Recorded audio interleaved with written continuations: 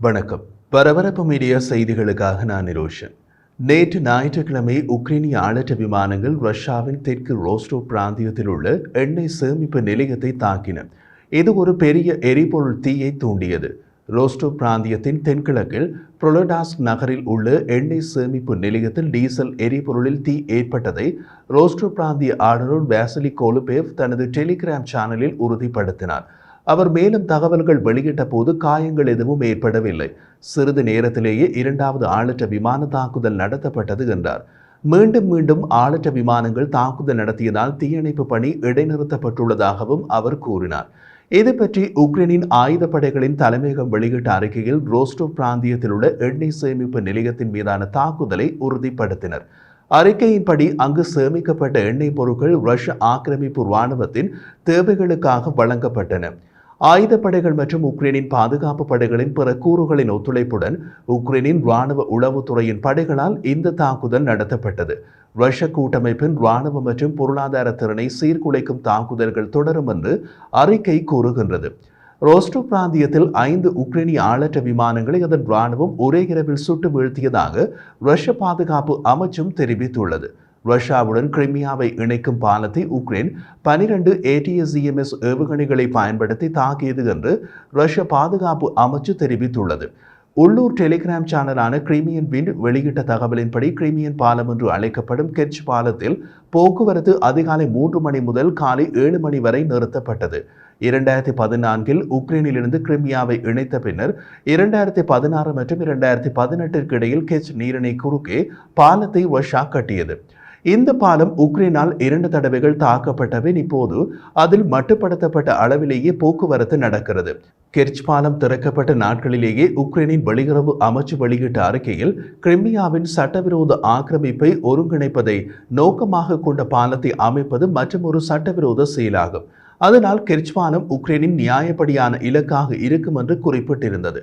அப்போது மேற்கு நாட்டு ஊடகங்கள் கூட கெர்ச் பாலத்தை தாக்கும் சந்தர்ப்பம் உக்ரைனுக்கு கிடைப்பது சந்தேகமே என்று குறிப்பிட்டன. அப்படி ஒரு சந்தர்ப்பத்தை ரஷ்ய ஜனாதிபதி புட்டின் 2.5 ஆண்டுகளுக்கு முன் உக்ரைன் மீது படையெடுப்பை தொடங்கியதன் மூலம் உக்ரைனுக்கு ஏற்படுத்தி கொடுத்தார். இப்போது கெர்ச் பாலத்தில் மட்டுமல்ல கிரிமியாவில் கூட தாக்குதல் நடத்தும் சந்தர்ப்பத்தை உக்ரைனுக்கு புட்டின் படையெடுத்து பெற்றுக் கொடுத்துள்ளது. அத்துடன் கிரிமியாவை தாக்குவதற்கு மேற்கு நாடுகளின் ஆயுதங்கள் கிடைக்கவும் வழி செய்துள்ளது புட்டினின் தொலைநோக்கு திட்டமிடல். இப்போது ரஷ்யா குற்றம் சுமத்தியுள்ள கெர்ச் பால தாக்குதல் பற்றி உக்ரைன் இதுவரை எதுவும் கூறவில்லை. உக்ரைனின் ரஷ்ய படையெடுப்பை தொடர்ந்து ரஷ்யாவின் குர்ஸ்க் பிராந்தியத்தில் போர் தொடர்கிறது. உக்ரைன் ராணுவம் கடந்த வாரம் தனது ஆச்சரியமான எல்லை தாண்டிய ஊடுருவலை தொடங்கியதிலிருந்து ரஷ்யாவின் குர்ஸ்க் பிராந்தியத்தில் தொடர்ந்து முன்னேறி வருகிறது. உக்ரைன் ராணுவத்தின் குர்ஸ்க் படையெடுப்பு ரஷ்யாவை அதன் சொந்த நிலப்பரப்பை மீட்க போராட வைத்துள்ளது. உக்ரைன் ஜனாதிபதி வோலோடிமிர் செலன்ஸ்கி நேற்று ஞாயிற்றுக்கிழமை ரஷ்யாவின் குர்ஸ்க் பிராந்தியத்தில் உக்ரைன் துருப்புக்கள் 2வது பாலத்தை தகர்த்த பின் வெளியிட்ட இரவு நேர காணொலியில் குர்ஸ்கில் உக்ரைன் ராணுவம் பலவடைந்து வருவதாக கூறினார். அந்த காணொலியில் அவர் குர்ஸ்கில் உக்ரைனின் இருப்பு அதிகரித்து வருகிறது, இப்போது நாங்கள் ரஷ்யாவுக்குள் எங்கள் ராணுவ நிலைகளை பலப்படுத்துகிறோம் என்று கூறினார். உக்ரைன் ராணுவத்தின் மன உறுதியை உயர்த்துவது முதல் ரஷ்யாவின் ராணுவ வளங்களை தகர்ப்பது வரை ரஷ்ய படையெடுப்பின் மூலம் உக்ரைன் பல இலக்குகளை கொண்டிருப்பதாக தெரிகிறது. மாஸ்கோவின் தளவாட திறன்களை முடக்கும் முயற்சியின் ஒரு பகுதியாகவே உக்ரைனிய படைகள் ரஷ்யாவின் குர்ஸ்க் பிராந்தியத்திற்கு சீம் ஆற்றின் மீது மற்றொரு பாலத்தை துல்லியமான விமான தாக்குதல்களால் தகர்த்து விட்டதாக கூறினார்கள்.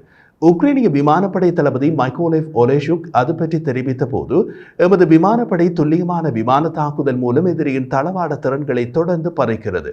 இது உக்ரைனுக்குள் ரஷ்யாவின் போர் நடவடிக்கைகளின் போக்கை கணிசமாக பாதிக்கிறது என்று தெரிவித்தார்.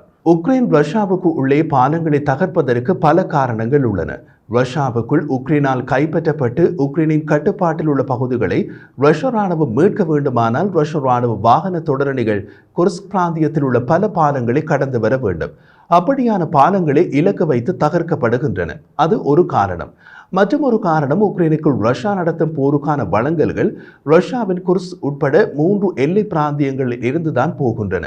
அந்த வழங்கல்கள் எல்லை பிராந்தியங்களை சென்றடைய வேண்டுமானால் ரஷ்ய வழங்கல் வாகனங்கள் எல்லை பிராந்தியங்களில் உள்ள பாலங்களை கடந்தே உக்ரைன் எல்லையை சென்றடைய முடியும். அந்த பாலங்களை உடைத்துவிட்டால் உக்ரைன் போருக்கான ரஷ்ய ராணுவத்தின் வழங்கல் சங்கிலி உடைந்து போகும். அதனால் மேலும் பல பாலங்கள் ரஷ்யாவுக்குள் இலக்கு வைக்கப்படும் என்று எதிர்பார்க்கலாம். உக்ரைனிய கண்காணிப்பு குழுவான டீப் ஸ்டேட் வெளியிட்ட ஆய்வு அறிக்கையில் உக்ரைன் குர்ஸ்க் பிராந்தியத்தில் மேலும் பலன்களை ஈட்டுவதாக கூறியது. உக்ரைன் ராணுவம் குர்ஸ்க் பிராந்தியத்தில் பல நகரங்களையும் கிராமங்களையும் கைப்பற்றுவதாக அவர்கள் குறிப்பிட்டனர். ரஷ்யாவின் ஆல்கோவ்கா கிராமத்தில் உக்ரைனிய பாதுகாப்பு படைகளின் டேங்கர்கள் உக்ரைனிய கொடியுடன் நகரும் காணொலி ஒன்றை வெளியிட்டிருந்த CNN அந்த காணொலியை புவி இருப்பிடம் செய்து அந்த காட்சி உக்ரைனால் கைப்பற்றப்பட்ட ரஷ்ய நகரமான சுட்ஜா நகருக்கு வடக்கே 24 கிலோமீட்டர் தொலைவில் காணொலி படமாக்கப்பட்டது என்று கூறியது. இந்த மாத தொடக்கத்தில் தங்கள் எல்லை தாண்டிய ஊடுருவலை தொடங்கிய பின்னர் உக்ரைனின் படைகள் சுட்சாவை கட்டுப்பாட்டில் கொண்டு வந்து உக்ரைனிய ராணுவ தளபதி அலுவலகத்தினை அங்கு நிறுவியுள்ளன. CNN வெளியிட்ட புதிய காணொலியிலிருந்து உக்ரைனிய படைகள் சுட்சாவிலிருந்து வடக்கே நகர்ந்து குறைந்தபட்சம் 24 கிலோமீட்டர் தொலைவு வரை சென்றுவிட்டன என்பதை புரிந்து கொள்ள முடிகின்றது. தென்மேற்கு பிராந்தியத்தில் நடந்து வரும் ஊடுருவல்களுக்கு மத்தியில் 1400 சதுர கிலோமீட்டருக்கும் அதிகமான ரஷ்ய நிலப்பரப்பை கைப்பற்றியுள்ளதாக உக்ரைன் ராணுவம் தெரிவித்துள்ளது. ரஷ்யாவுக்குள் கடுமையான போர் நடைபெற்று வரும் பகுதிகளில் வசிக்கும் மக்களை வெளியேறுமாறு ரஷ்யா வலியுறுத்தியுள்ளது. குர்ஸ்க் பிராந்தியத்தின் கொரோனெவ்ஸ்கி மாவட்டத்தின் தலைவர் மெரினா டெக்டியாரேவா அந்த பகுதியை விட்டு வெளியேறிய குடியிருப்பாளர்களுக்கு திரும்ப வேண்டாம் என்று வேண்டுகோள் விடுத்தார். அவர் வெளியிட்ட அறிக்கையில், எங்கள் மாவட்டத்தில் செயல்பாட்டு நிலைமை சிக்கலானதாகவே உள்ளது. இங்கிருந்து வெளியேறிய சில பொதுமக்கள் வீடு திரும்புவதற்கான முயற்சிகளை கைவிடவில்லை. இதனால் எங்கள் இராணுவத்தின் பணிக்கு இடையூறு ஏற்படுகிறது என்று அவர் குறிப்பிட்டுள்ளார். அவர் மேலும் தெரிவித்த போது, இதுவரை இந்த பகுதிக்கு திரும்புவது உள்ளூர் வாசிகளுக்கு சாத்தியமற்றது. சில சமயங்களில் திரும்பி வரும் முயற்சி பயங்கர சோகங்களை விளைவிக்கிறது. கொரோனெவ்ஸ்கி மாவட்டத்தில் வசிப்பவர்கள் அனைவருக்கும் நான் வேண்டுகோள் விடுக்கின்றேன், பொறுமையாக இருங்கள். எதிரிகளை நமது இராணுவம் கையாளட்டும். எங்கள் பாதுகாவலர்களின் பணிகளுக்கு இடையூறு செய்ய வேண்டாம். திரும்பி வருவது பாதுகாப்பானது என்பதை அதிகாரிகள் குடியிருப்பாளர்களுக்கு தெரியப்படுத்துவார்கள் என்று டெக்டியாரேவா கூறினார்.